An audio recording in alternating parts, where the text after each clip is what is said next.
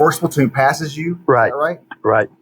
When we got to the end of the bridge, they took over a point. So at this point, Barney and his platoon that led the way over the bridge would stay right there for now. And as the fight continued, 3rd Platoon would go right to chase down soldiers shooting at them from that direction. But at this moment, 1st Platoon, with Bill Tant and Richard Cobb, they go left and toward the Citadel. We went a block and a half, 2 blocks. As we were going, I remember it just kind of surreal. There was this giant cowboy cutout cardboard on the side of the road in front of a movie theater. And I'm thinking, this is just kind of out of whack here, looking at cowboys drawing their guns on us while we're in a firefight. We started going towards what has become known as Ambush Corner. Took a right turn, and at the end of the street, you could see the Citadel gate. On my side of the street, there was one tree. And there's been people arguing with me, there wasn't no tree up there. Well, hell, if there wasn't no tree up there, I wouldn't be sitting here. The Citadel wall, which is tremendous. It's unbelievable how tall that wall was when you're looking at it. The flag ran up right there in the arch of that gateway going into the Citadel. Red flag, big yellow star. And I knew that.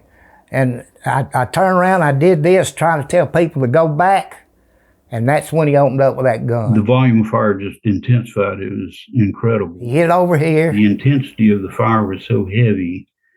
It was just mind-boggling. There was a wall. On my side of the street over here, there was stores and buildings. Over here was a wall about 6, 7 foot high. Just no gate, not just just a wall. And then some buildings up here.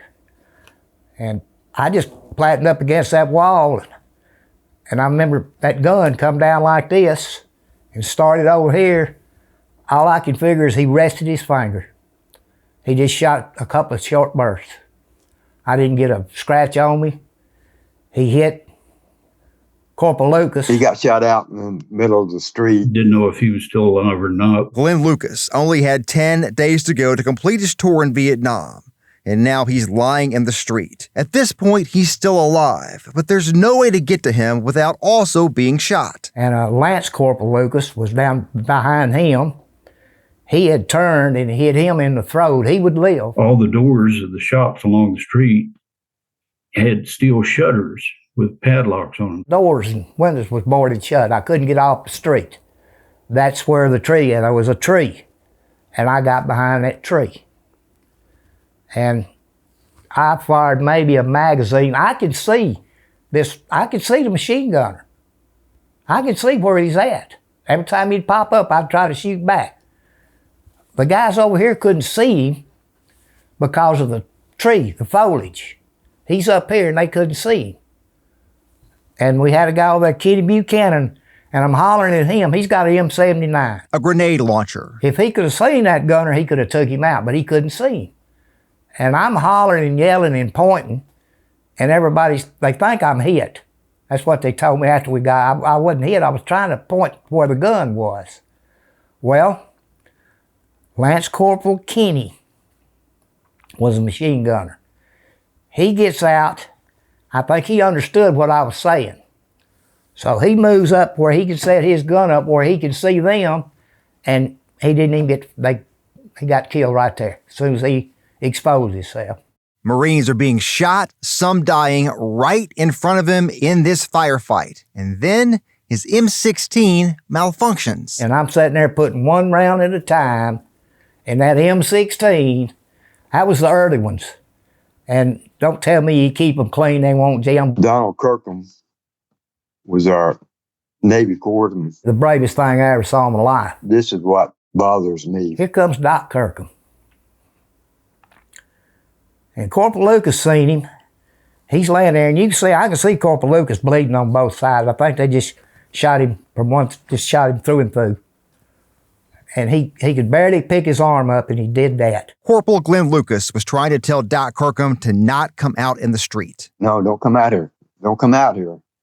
And he went. Doc kept coming. He went out in that street to rescue Corporal Lucas, knowing full well that if he went there, he probably wouldn't be coming back. That's exactly what happened. I read somewhere where they said he shot dead instantly. Well, his mom and daddy's gone now, so no, he didn't die instantly. They cut that jugular vein. Now, you got to understand, this guy's 20, 25 feet from me, and I can't get to him. Corporal Lucas is closer than that. That tree's about this big around. There's no place to get him, and you can, every time his heart beats, you could just see the blood spurt. And Doc Kirkham looked at me, and he just looked at me and he mouthed the words, "I'm dead." And he bled out right there on that street. But he kept coming, knowing there was no cover. For that, he got the Silver Star. I think it should have been at least a Navy Cross. Because he knew that if he went across that street, he wasn't coming back, and yet he still did it. I couldn't get Doc Kirkham. I couldn't get to Corporal Lucas. When Lucas and Doc Kirkham went down, Captain Meadows got out his moral compass and said, "This is enough. I'm not getting any more of my men killed." Captain Meadows started yelling for everybody to pull back. When they got everybody off to start with, and they took a head count, I ain't there. Corporal Lucas ain't there. Doc Kirkham ain't there. Lewis ain't there.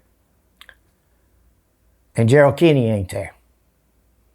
And I'm leaving somebody, I can't remember, somebody else. And he stepped out in the middle of the street and started throwing smoke grenades to give us cover. Of course, they don't quit shooting. They know we in that smoke, but you know, at least they can't see us. It's kind of like when you're a kid covering your head up so the boogers don't get you. You know, we got smoke we can hide in. We recovered all the dead and wounded from the street. And I grabbed Corporal Lucas. I grabbed somebody. I grabbed one of them. I don't know which one. And drug him off that street. Captain Meadows went up that street on his side by himself to get Gerald Kinney's body. He went up there by himself to get that body. All the rest of us is off the street.